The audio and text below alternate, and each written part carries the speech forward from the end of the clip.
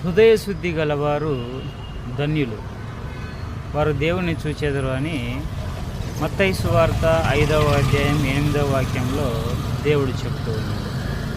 హృదయ శుద్ధి అని అంటే మన మనసులో ఇతరులకు కీడు తలంచకపోవడం అన్నమాట. మన మనసుల్లో, మన హృదయాలలో మోసం ఉండకూడదు, ఇతరుల మీద పగ పెట్టుకోకూడదు, కక్ష సాధించకూడదు. అదేవిధంగా ఇతరులు ఎదుగుతూ ఉంటే కొంతమంది ఓర్చలేరు, అసూయపడతారు. కారణం హృదయంలో శుద్ధి లేదు. అదేవిధంగా ఇతరుల భార్యలను మనం మోహపుతో చూడకూడదు.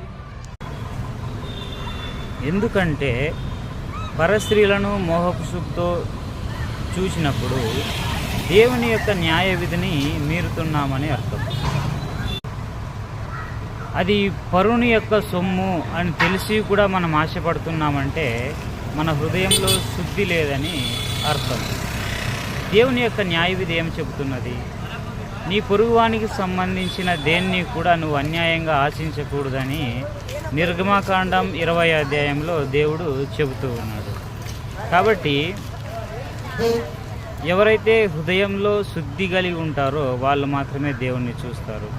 హృదయంలో శుద్ధి లేదంటే దేవుణ్ణి చూడలేదన్నమాట. కొంతమంది ఇతరులు ఎదుగుతూ ఉంటే అసూయపడుతుంటారు, కారణం శుద్ధి లేదని అర్థం. కాబట్టి మీరు ఎలాగున్నారు ఒకసారి ఆలోచించుకోండి.